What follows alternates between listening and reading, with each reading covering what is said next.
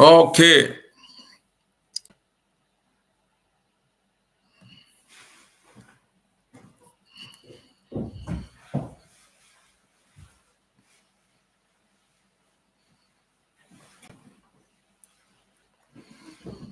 just a moment, people.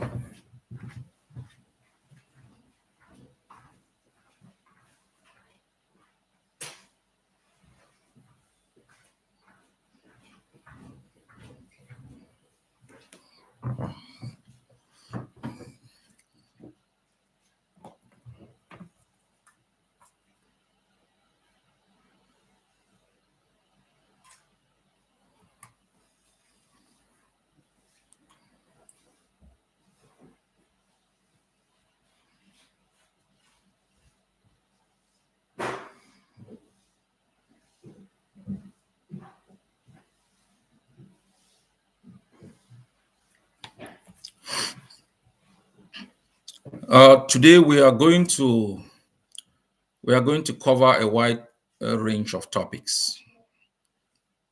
Some are international in nature, uh, some are continental in nature, but most will focus on the Amazonian liberation and its importance in the liberation of other peoples who are fighting for independence, especially within the continent of Africa. I want to greet my fellow Amazonians on ground zero. I want to thank our citizens who are already in lockdown mode as we collectively stand in rejection of the 20th of May celebrations in Amazonia. I also want to thank our prisoners of war for their sacrifices, for all they are going through in the name of Amazonia. We are at a critical juncture in our campaign, in our struggle for freedom. We have achieved a lot through the combination of intelligence, strategies, and different domestic and international campaigns. I have described our strategy as the South African model. If you study the ANC model of liberation, it was focused on international awareness about the suffering of Black people in South Africa, the different laws of segregation, and the dehumanizing effect of the apartheid laws. They were engaged in a lot of international awareness campaign for the purpose of isolating the South African regime and ensuring that other countries boycott South Africa, name and shame it, all of which had an economic impact on South Africa. The ANC had a military wing and called the Umkhonto Wesizwe. But it realized that then South Africa was a nuclear power country. It had the support of the United States, Great Britain, and almost all of the most powerful countries in the world. It was well armed. It had the capability.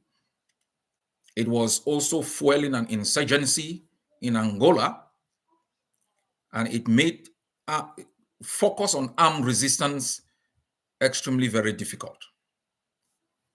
And the ANC had factored all of these realities in developing a strategy that ended up with a victory for the ANC. I am very certain that with the strategies we have put in place, it will end the nightmare that came into our land almost 65 years ago. When you look at what we are doing, and this communication is important for our people to have a sense of understanding of why we take the actions we take, the effect of these actions on the occupation of our homeland.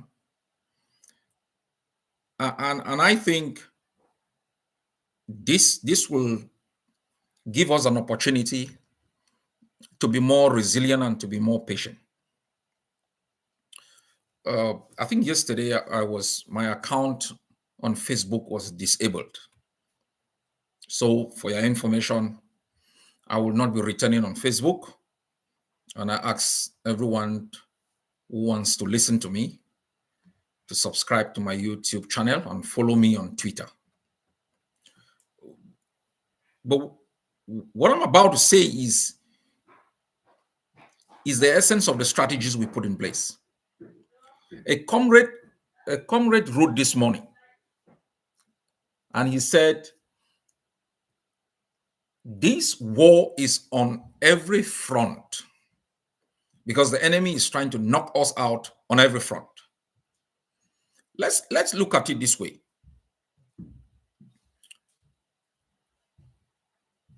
Ambazonians are not allowed to speak about Ambazonia in the homeland. Ambazonians cannot assemble. They don't have the freedom of assembly. They don't have the freedom of speech. They don't even have the freedom of conscience just to think about Ambazonia. We are aware of a pastor around Meme who was butchered in broad daylight for simply expressing his mind about where he stands. Teachers cannot talk about Ambazonia. They don't even have the right to teach about our history.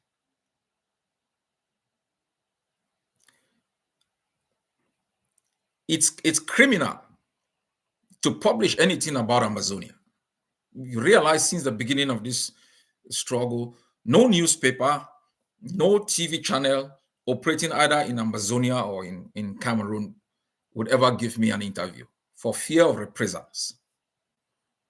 That's the reality. And also, they have launched a ferocious campaign internationally to stop us communicating. They have the right to own TVs. They have the right to say whatever they want to say, manipulate communications in the way they want. Yet, they are engaged internationally with criminal lawyers to make sure that Ambazonians who want to speak about our right to be free are criminalized. They have attacked individual Ambazonians. They have used their networks within social media platforms to prevent us from even communicating. And I now understand why the comrade said this is a war on all fronts. I responded to him and I said, we are no Chamberlains. We're a generation of the Churchills. And that we will fight them on social media. We will fight them on the ground. We will fight them in every arena. That's how the ANC won. And that's why we've brought Cameroon on its knees, not only in Ambazonia, but internationally. And take note, Cameroon has prevailed historically because it has had the monopoly of communication, of the truth, and it has had the monopoly of authoring international perceptions about what is happening in our land. We have denied them that monopoly. We have been engaged internationally about our struggle, the justness of our cause. And I'll talk about this because to reduce the Ambazonian struggle for freedom to simply a struggle for independence is negating not only the facts of history, but also the facts of law and the right of our people to self-preservation. And so I'll talk about this to debunk the argument by regime apologists and colonial apologists that our struggle for freedom is simply about the creation of an uncertainty in the name of a new state. No, it's not simply about the creation of a supposed new state, but it's about the right of our people to self-preservation within a space and under a government that is dedicated, to their own well-being. And so we have been able, in equal measure, to speak to the international community, to communicate our views, to articulate our positions, and to talk about the rationale of the existence of our country and its benefit, not only for regional security, but for international peace, security, and development. Because what the international community is dealing with is a pariah state that is highly indebted, that's criminal in nature, a state run by individuals who've looted the treasury, dismantled essential infrastructures and institutions that can safeguard life, dignity, and other essential ingredients of the survival of a people. That's what they are dealing with. They are dealing with a cartel. And what is the alternative? The alternative is Ambazonia. What we cannot accept is that this cartel and its activities go unchallenged.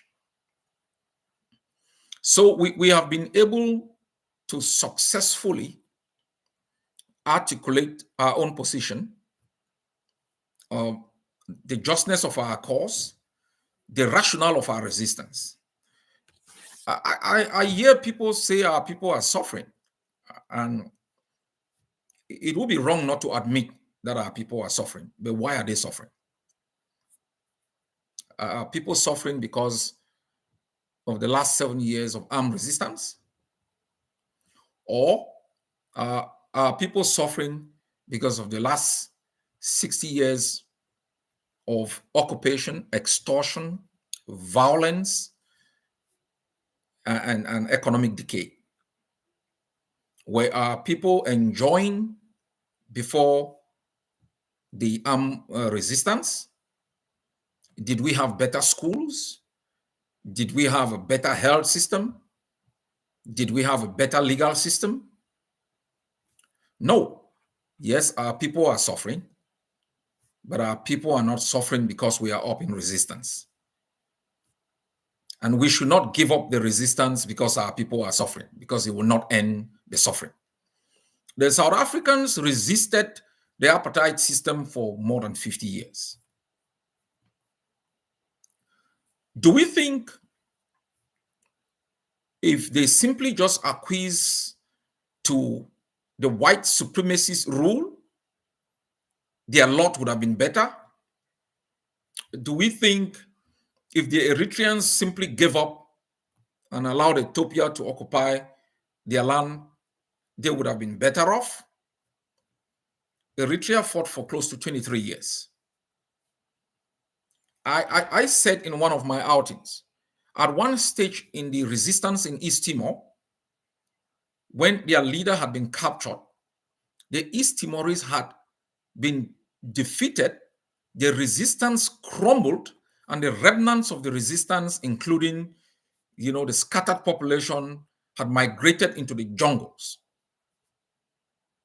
Do we think if the East Timorese simply said, well, we will rather have peace under Indonesian occupation, and so we will give up our right to our homeland to be free and simply submit ourselves as slaves to an external actor whose presence serves only its interests? These are questions that Ambazonians need to ask and answer. And I have giving basic parallels in our own lives. Our own individual lives is fraught with difficulties. We don't give up because it's tough. A woman, your mom does not carry you in her womb for 9 months, understanding the difficulties, and simply at the 7th month, when it becomes more difficult, and she says, "Well, I'm gonna have abortion," because of course, having the abortion will give you a period of reprieve. Is that what we will do? Our people are suffering because of the presence of an illegal country in the territory of Amazonia. They are suffering because that country's presence in Amazonia does not serve Amazonia's interests. It does not loot our resources and replicate in building better schools. It does not make investment in the production and marketing of alcohol and amassing profits of almost 200 million amber and investing 50 million back in communities, in building schools, recreation areas for our children to play, and helping in setting up health centers for our people. That the MTN does not make $45 billion in profit as it did in 2023 and makes an investment of 20 billion back in Amazonia that creates opportunities in employment, creation of wealth for the benefit of the Amazonian people. They don't do these things because the structure of the occupation is such that they see our land as a plantation that should be looted. If we do not change that calculus, for the next 200 years, nothing will happen. We will get up one morning, the roads that we had in 1961 will become waterways. We will get up one morning, the institutions that we had more than 25 years ago will become detention centers. For 60 years, every attempt are altering this calculus of Cameroonians, and the Cameroon regime has been rebuffed. They don't call us Le Bamenda for nothing. And I'll talk about this also in India when I talk about the question of genocide, which I will go into more detailedly in subsequent discussions. Because when we talk about genocide, most of you are looking at numbers, how many people have been killed. No, we look at intent. What is the intent of the perpetrators? And that those were key concepts examined in the case between South Africa and Israel in the ICJ case, and even in the case between Serbia and Kosovo, and in cases that have been adjudicated concerning especially the Rwandan genocide. So they call us Le Bamenda for a good reason. They call us 2 cubes of sugar because these people cannot understand how their slaves suddenly gets up one morning and they say they're talking about freedom. And that's why they are mad. That's why they are burning our villages, burning our cities, burning our homes, because they cannot understand how these Le Biafren, how these Les Anglo, how these Le Noso, Le Bamenda just get up one morning and are asking for what are they asking for? What are they asking for? That's why they are mad and they are killing our people. They kill soldiers and then they carry their bodies to the square. They will teach you who we are and they will tell you where you belong. So you have to understand these barbarians and why they do the things they do. And I'll also talk about the guy who has started giving interviews, General Buba. You have young boys in Burkina Faso, Niger, and other places rising up, taking over power, safeguarding the interests of their people from external imperial rule. You have some barbarians, old barbarians running in the bushes of Amazonia, killing, raping, and feeling empowered. We will squeeze them. I will have this this conversation. This discussion is also to make you to understand that you are powerful, and they fear you. They fear you, and you should not give up because it's difficult. Nothing is ever going to be easy. So for 60 years, and I'll talk about key events. And because today is the 18th of May, and on Monday is the 20th of May, I'll talk about it. And this is important because, as I said, you cannot understand why an Ambazonian pastor in Mator cannot express his desire for Ambazonia. He's immediately killed. But these barbarians think, oh, well, on the 20th of May, they should rally people on the street, to raise Cameroon flag. That the individual Ambazonian cannot raise their own flag as a symbol of their nationalism. The flag is not a rifle. That is, the Ambazonian cannot have in their phones their flag or have names of people standing for them. They check their phones to see if you have the name Ayaba inside, or if you've been communicating in chat groups. And if you have, you are detained for simply communicating about a desire to be free. It is not a desire to enslave Cameroonians. It's not a desire to remove Paul Biya from his position. It's just a desire about your own nationalism, about your own desire to be free. They don't want you to talk. They don't want you to assemble. They don't want you to communicate. Yet, they want thousands of people to march on our street celebrating a day of cowardice. And they will invest millions and millions of dollars to make sure that happens. So they can show that they are in charge. So they can show that Cameroon is one and divisible. Did I say divisible? Because that's the reality, right? So this is the fallacy, this is the fantasy of a collapsed system, of a mentally deranged people.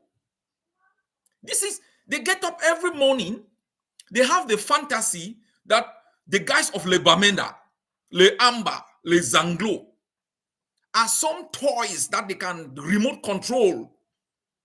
And if we dare not toe the line, and then they send their barbarians on our streets, they kill our forces, carry their bodies, they go and expose in the middle of the street, and that is triumphalism.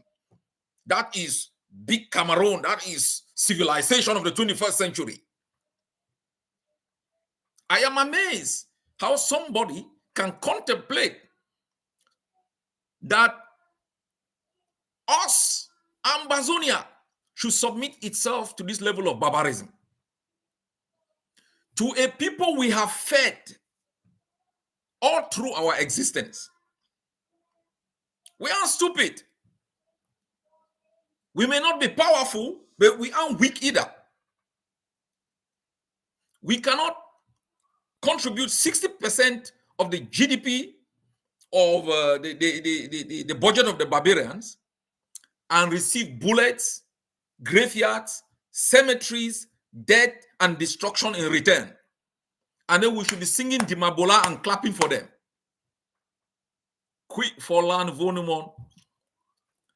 And I don't want us to look at this issue as an issue of we are maybe fighting for independence. No, just look at basic reality about our existence, the misery that has been imposed in our land, the uncertainty, the calamity, and the disgrace that we go through on a daily basis because of some adventurers who possibly got confused and never knew where their borders ended. So this struggle is not simply a struggle for the Ambazonian people and the right of the Ambazonian people to be free and to exercise, their right within their own space to have a better life. This is a struggle for the people of the continent. And that's why our alliance with Biafra is essential. My fellow Ambazonians, let me go back into talking about the deprivations that we continue to go through, that Ambazonians cannot assemble, that Ambazonians cannot freely speak, and that the greatest advocates for these deprivations are co-opted Ambazonians who work for the system, and that the greatest advocates for the dehumanization of Ambazonians are Ambazonians themselves.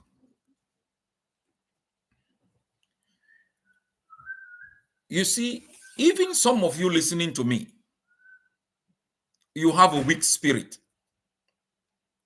and that's not a crime. So it's important to recognize that you are human, and the difficulties of life will make you question certain facts of your existence. The struggle for freedom is hard. Jesus died at 33, right? Martin Luther King Jr., Malcolm X, Patrice Lumumba, I don't think any of them ever made it to 40. Mandela was damn lucky. He was taken into custody.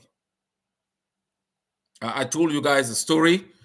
I was driving through Biafra land once. I think I left Ecom and I was going to Calabar. And there was this argument on the bus. And I was talking about freedom. And there was one guy just looking at me and like, what the hell is this guy talking about? And when we reached a cemetery, he tapped me. He said, look at, you know what that is? I said, yes. He said, that's where people who talk like you end up. And everybody was laughing. It's difficult. It's difficult to overcome injustice. It's difficult to overcome impunity. It's difficult to overcome tyranny. Even countries that are advanced in democracy, in the rule of law, in the protection of rights, still face challenges. You still find in the United States, the justice system doesn't cut through for everyone. Black people are still struggling to find their way through the system. There is discrimination everywhere. Difficulties in countries are blamed on immigrants. And so people always look for scapegoats to explain why they cannot make progress. So I'm not here to make you think, the journey we are making is a walk in the park. We may not make it ourselves. I've said it several times. But what we cannot do is to be born in slavery, consciously live in slavery, and consciously die in slavery. That is unacceptable in the trajectory of the journey of human life. I said once, the book of life is 3 chapters. If the first chapter is written for us, because the chapter at birth, and the last chapter is written for us because the chapter at death, chapter 2 must be written by us. That's the chapter of life. Simply existing is not an option. Simply living is not an option. You weren't born to be a slave. And so it is our responsibility, all of us, to rise up to oppose systems of deprivation, systems of death, whose sole existence is to ensure that we are constantly in want and that we have no right, no freedoms, and no opportunities. And so our struggle in Ambazonia is not about the creation of a state. We are a people living within a territory, and every people living within a territory with an international border, a system of governance, is a state, and it's unacceptable both in terms of treaty law, customary law, and simply morality for another state to simply marshal its forces into your own, take it over, and turn you into their slaves.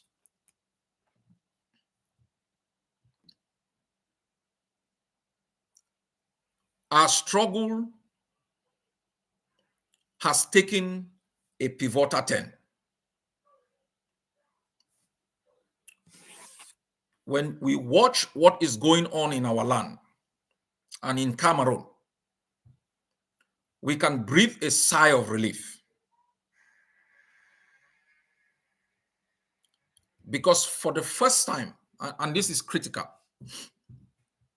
on the 20th of May, let me take you back 10 years. I will be very fast with this. I'm coming to a point where you should understand what you have achieved, how you have rewritten your own history, and how you've put your arrogant occupier in shame. But most importantly, your resistance and consciousness has generated a conversation within the ranks and files of the occupier state. That is a good thing. Because first, they were in denial of our existence, and then they moved to the next level. I'll talk about this also in their strategy of collapsing resistance. I'll talk about this. This is important.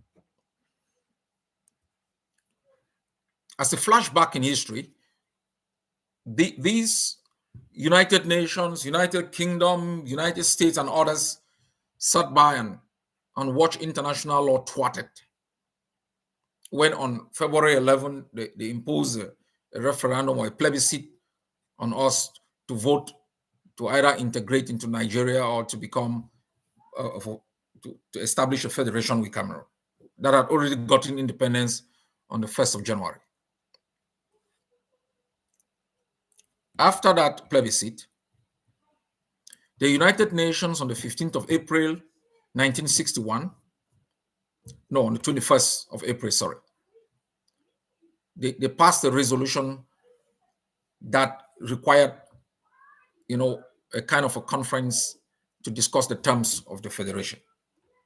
Cameroon has never been interested in exercising good faith, and this is also a subject for another time. International law, even domestic law, exists, only survives when people act in good faith. You cannot police the law. Laws only survive because actors act in good faith.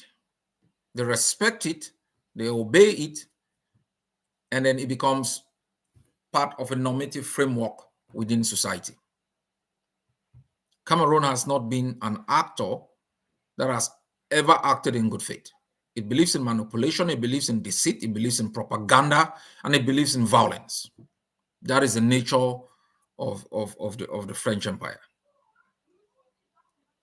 So Cameroon failed woefully to have a proper conversation on the form and the kind of constitutional arrangement that should bind Ambazonia with Cameroon, and to make sure that each House of Assembly was going to debate and adopt any draft proposal that both parties will agree to. Cameroon used the strategies that tyrants used in the 60s to eliminate pluralism. Oh no, we are black people, we should not get these white people to be part of what we're doing. Why France was helping Cameroon in these discussions. They imposed a federation on Ambazonia. Then on the 20th of May, 1972, they dismantled that federation and set up a unitary state. The federal flag had two stars, each star representing the interests of each state. In 1972, they eliminated one star and they left one representing the interests of Cameroon. They changed the name from the Federal Republic to the United Republic. In their desperate journey towards completely occupying Ambazonia, dismantling our institutions, eliminating any trace of our distinctiveness, and claiming we were some part of a greater project of Cameroon. And so on Monday, since 1972, rather than celebrate their Day of Independence, which was 1st January 1960, or at least celebrate the 1st of October, the day they illegally moved into our territory and claimed coexistence, Cameroon has rejected every day that reminds us of valid history. The ones that it has maintained, it has renamed them. For example, 11th of February, which is Plebiscite Day, is now Youth Day. 1st of October, that should have been the Day of National Unity. Amazonians are killed for celebrating it. 20th of May, that is the day that they destroy national unity, is the day they celebrate as a day of national unity. This is a country void of history. And any people void of history have no future because they don't have any precedents to rely on. They have nothing to look back to. They have nothing to celebrate. They live in deceit. And so since 1972, they have forced Amazonians at gunpoint to march and celebrate a day of their own occupation. That is why I think 10 years ago, I banned from Brussels the celebration of 20th May in Amazonia. And I am glad that in the past 7 years, Amazonians have upheld that ban, making sure they do not become part of the instrumentalization that Cameroon has orchestrated in our land. So we have called for a lockdown for 2 days. I know Amazonia is already locked down. That's good. I heard market women whispered that people should buy fast because there will be lockdown. And I want to talk about this lockdown because I listened to, I think, a statement from, I think, the Vatican radio. I think a pastor was spewing shit, talking about the effects of the lockdown and talking about autonomy. And I think it's relevant for me to address this thing. I said in my introduction that our people are going through difficulties. The difficulties is not as a result of the lockdown, it's not a result of the armed resistance. The difficulties we are going through is as a result of the presence of Cameroon in our country. There are 52 weeks in a year. There are almost 365 days in a year. Naturally, Amazonia locks down for 52 days. Add lockdowns associated with the 11th of February, 20th of May, 1st of October, Women's Day, and there's some kind of fake activities. It will rush around 60 days. And Amazonians still have more than 295 days to carry out their activities. Amazonians in jail are locked down for 365 days a year. 52 weeks a year. Amazonians who are refugees are locked down for 365 days, 52 weeks. Amazonians who have died because of their desire to be free, because they participated in the resistance to be free, are locked down for life. And so we must have this information to understand why, when we call for lockdowns, it is far bigger than the specific activity that we are fighting against. The families that have lost their sons and daughters because of Amazonia look up to our resistance for hope. The families whose children are buried in graves that they are not even aware of look up to the freedom of Amazonia to find where their children are buried.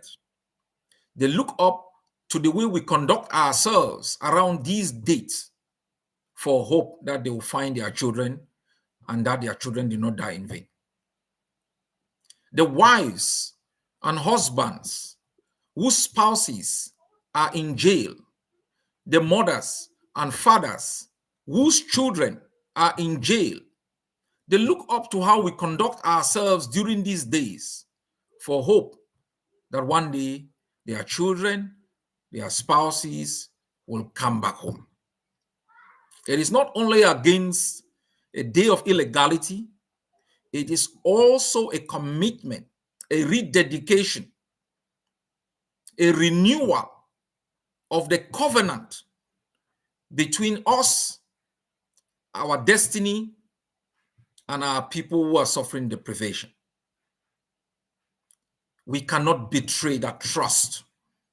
We cannot betray the mother who is asking the question, where is Sam Sawyer buried?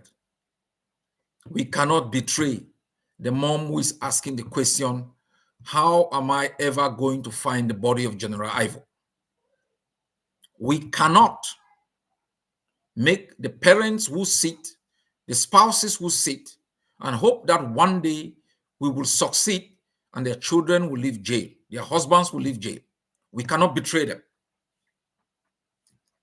That is why I ask all of you to see these events, not in isolation, but to have a big picture perspective of why we struggle.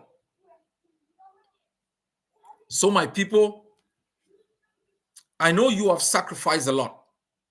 I know my responsibility is to always remind you of the sacrifices you have made, but also to tell you about what awaits you in the future. And I've said this in many ways. There are still many mountains to scale, higher ones than the ones we've scaled. But look back, the valley that you have escaped from is riddled with the bodies of our fallen soldiers, our fallen comrades, our fallen compatriots. Look carefully into the eyes of those who are in jail. You will muster the energy to keep scaling the mountains going forward. Cameroon is not returning. This is the good news. It is not returning. I read what General Buba, you only hear his name. You know, his name represents failure. I think we are once aware of a certain Bello Boba. It's a sad day. You look at him, he's a ridicule. Surely must have gone on retirement and brought back to salvage a crumbled institution. Look at the men in charge in Burkina Faso. Look at what they have done. And you have so-called generals in Cameroon running around, a guy wearing diapers, a senile individual who does not know the difference between Sunday and Monday. They cannot overthrow that government, dismantle the institutions of oppression that has kept Cameroonians and Ambazonians in servitude for more than 60 years, and engage in meaningful discussion that will change the destiny of Cameroonians and Ambazonians. They have been shipped to Ambazonians to wage a war against our people. The reason why I tell you Cameroon is not coming back is because if you watch the way they are conducting themselves, you will see they are confused. They have defeated Ambazonia so many times. They have held conferences, national dialogue. They've given us all sorts of status.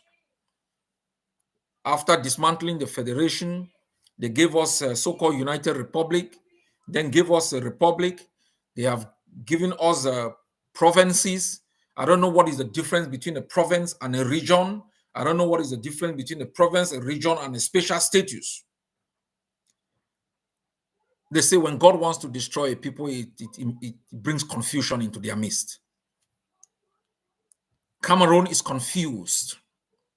And so Cameroon is experimenting on different strategies through propaganda with the hope that we ourselves will destroy our own resistance for its own benefit. Cameroon has never faced an organized people with a consistent message and a people it cannot bribe, a people it cannot use violence to scare. It has never faced this level of determination. And that's why they are confused. They created DDR centers for so-called fighters. The fighters started fighting amongst themselves on TV. Some have escaped. It used some as spies to show them how to get into Ambazonian territory. And they murdered some.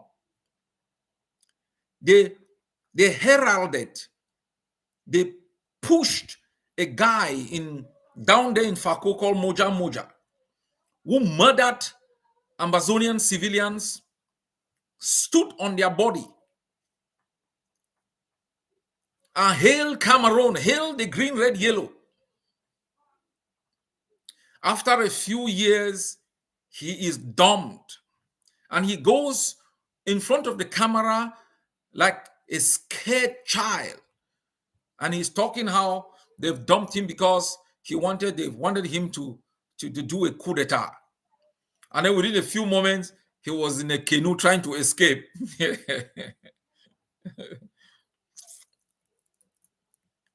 My people, they are confused. They don't know what victory is. They don't know what victory is. That is why they are doing proclamations time and again about something so tangible as victory, because they've never felt it. First, they denied that there was even a problem existing. In their classic strategy, they thought denial was going to put a problem away. When they denied it and it didn't work, they tried to criminalize those who are risen up in resistance. They said, well, there were a band of extremists who are criminals. And then they created their own problem, which they wanted to solve. And the problem they created was the one they created on the 20th of May, 1972. And then they arrested all those who had been clamoring for the real problems to be solved, put them in jail, and then selected their own people to come and help them solve the problem that they have created. Banana Republic, right? Banana Republic. So they assembled in Yaoundé and then gave each and every one of the traitors they had assembled a special status, and then go out when it doesn't work to blame us that were not even in their conference for not having accepted what was never offered us.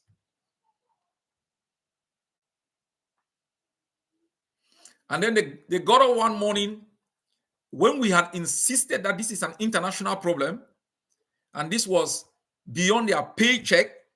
They were incapable and unwilling, and that they must accept international mediation. They went to the Swiss and asked, how do we create a facade of an international mediation? The Swiss took the bait. Ambazonians went there. La République didn't show up. Then they eliminated the Swiss. They called the Canadians and said, how do we create a second facade? Because they wanted to show that Ambazonia was divided. We bonded like one people hungry for freedom. We went to Canada. We showed them pepper. They went back confused. They said they were not in Canada. We said, no problem. Now they have started an underground movement again. Look, you cannot solve a problem you deny does not exist. You cannot solve a problem when the actors that you are supposed to speak with, you've put them in jail, you've murdered them, or you've criminalized them. Until Cameroon will recognize that there is a people called Ambazonia, until Cameroon will recognize that it violated the terms of the coexistence and created a state of occupation within Ambazonia, until Cameroon will recognize that that state has existed on the premise of violence, extortion, abuse, historical revisionism, and denial, until Cameroon will recognize that it continues to treat Ambazonians as slaves and captured people, it will never accept a genuine platform upon which a solution can be found. They call it profiling courage. It requires courage to stand up for the truth, even if you lose. It requires courage to recognize the ills you have committed against the people. It requires courage to take responsibility. It requires courage to walk halfway and meet them and have a proper conversation, recognizing their pain, the contributions you've made towards that pain, and to sit down and find a solution. If you think propaganda, distortion, violence, continuous killing, international manipulation is going to keep you in Ambazonia in security, you are playing with Dante's Inferno. You are playing with Dante's Inferno. We are determined to end Cameroon. We are determined to end the existence of this criminal cartel called Cameroon, and to support Cameroonians to overthrow it, dismantle it, and establish a polity that serves the interests of Cameroonians and can live in peace with its neighbors. Nothing again will ever exist on the basis of violence and historical revision, and that is being hailed by the international community.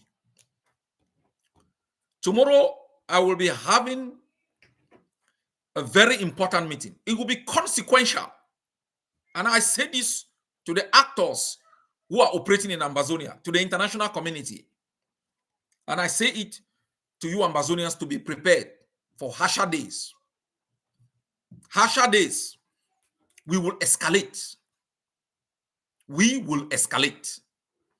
As I said, The South African model is coming. It will begin domestic before it goes international. We will escalate. We will humiliate Cameroon. We will make them see Pepe. They will know Amba is not their mate. Now we are still going around policies. We call 1 day, 2 days lockdown. They are complaining. 1 day we'll lock the entire territory for 1 year. Yes, we will lock the borders. They are complaining. We are sending food to them. We will shut down the food.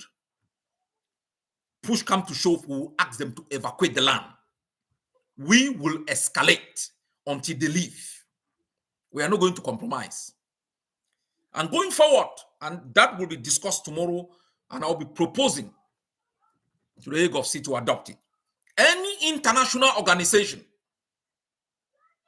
that will refer to us as Northwest or Southwest will be banned from doing anything humanitarian or whatsoever in Ambazonia. You shall call us by our identity. We are not asking you to recognize the state of Ambazonia. We are Ambazonians. You shall not call us by the colonial name that is bestowed on us by Cameroon. We will ban you from Ambazonia. And I'll be asking the AGOVC to adopt that tomorrow. I will also be discussing with the executive on the change of taxi colors. I know everybody is scared. They say, well, we'll put what on our people? Bullshit. Bullshit. We had banned the use of CA number plate in Ambazonia. We banned the use of CEMAC number plate in Ambazonia. Every time sensible policies are discussed to distinguish Ambazonia from the colonial empire, you say, oh yeah, why don't we stop the CFA? We choose what to stop at what time that serves the interests of our country. There will be a time we will rather adopt another currency than to be using the CFA. When we make that decision, we will let you know.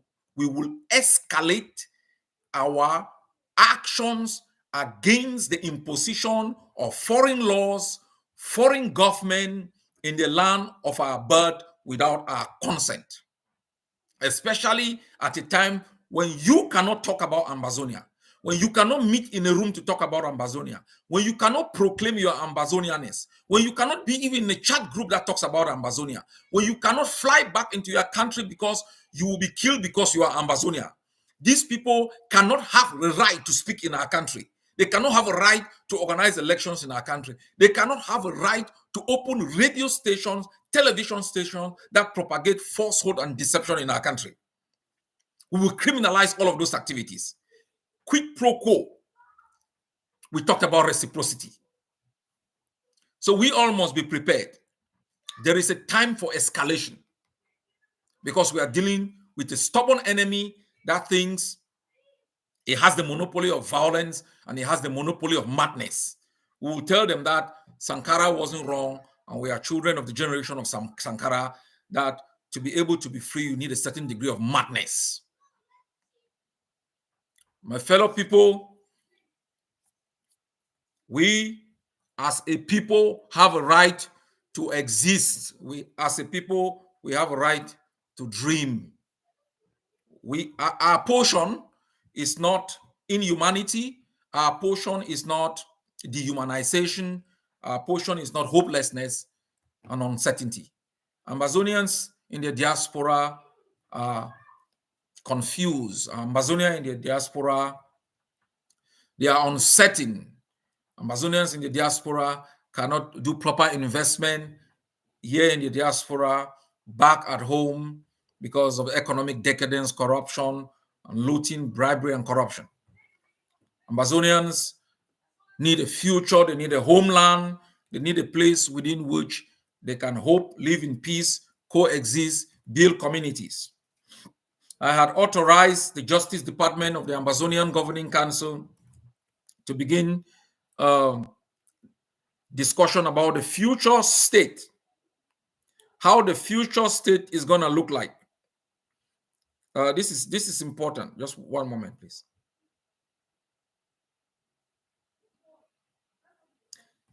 The governance, infrastructure, and structures of Amazonia before the brutal events of colonialism and the brutal European war, come World War, was done by the individual chiefs together with the various natural government structures known as the Kwefu, the Nwerong for the grassfield areas, and councils in the coastal areas. The Germans brutally suppressed these systems with the concept of forced labor. Then came the British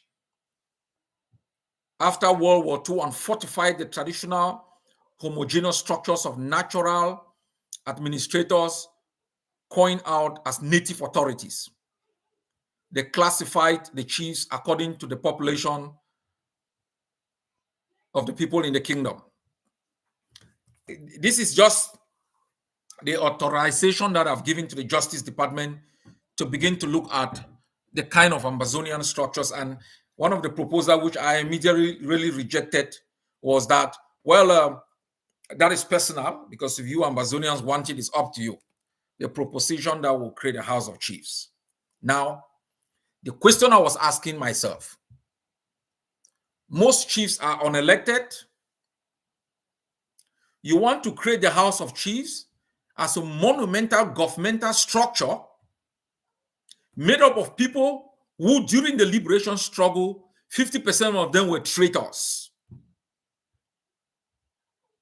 Unelected, some of them have been created by the regime. So I want Amazonians to think seriously about the kind of country, the kind of structures, governmental structures, and institutions that you will want. What the chiefs whom we had seen as custodians of our tradition have shown us during this time is unacceptable. We know the history of the British monarchy, a monarchy of looters, unelected monarchy that has thrived on looting, slavery, and killing. The British do not know how to face it out. They've just left it there as a semblance of authority and stuff. And so we must revisit the essence of the chieftaincies. I think there are other better ways of maintaining our customs and traditions without having families that have looted, blackmailed our country, inherited powers that are not there. We must look at innovative ways of having systems that are custodians to our tradition. Because the kind of government we are going to have in Amazonia is a natural government. We are not going to adopt the same Western model of democracy that deceives you that you have the right to vote. When you cast the vote, it doesn't count. Lobbies are going to determine policies. They are going to impose those policies based on police brutality and everything. We are going to establish a different system. I don't know how it's going to look like, but we should begin to have that discussion. For the moment, my people, for the moment, we have to commit to the armed resistance. We have to commit to the resistance against Cameroon's presence. And you have me. You have me. I am seeing far. I'm seeing through corny holes. They cannot fool us. They cannot fool us again. Yes, they cannot. We are no Funchas. We are no John Frundis. We are no Mbandams. We are a wise generation. You cannot come and give us go to my backyard, harvest my plantains, come and give me two fingers of plantain, and I'm singing and cheering. No, I need you out of my land. You cannot have your boots on my neck and then send me your hand and ask me to give mine so you can lift me up. Get your boots off my neck and I'll be up on my feet by myself. They should leave us alone. We, this generation, have an obligation to commit to the liberation of our country and the eventual liberation of our continent from the brutal feat of colonial occupation and extortion. There is genocide in the Congo, slave labor. Girls and boys are feeding the technology industry, yet they cannot have drinking water. Yes. In Sierra Leone, people are walking around with no arms and limbs because looters need diamond. We must alter the trajectory of our continent and our race. And that fight has begun in the territory of Amazonia. We cannot accept historical fallacies because they are easy. We cannot consume shit because simply we can swallow it. We as a people, as individuals, must develop the consciousness to live a better future for the generation that we brought into this world without their consent. We are parents. We are humans. We are brothers. We are sisters. And we cannot transfer this life of decadence and hopelessness to the next generation. I ask each and every one of you to be hopeful, to claim your homeland, to claim your victory against these bandits who are experimenting in confusion. They think propaganda is a war strategy.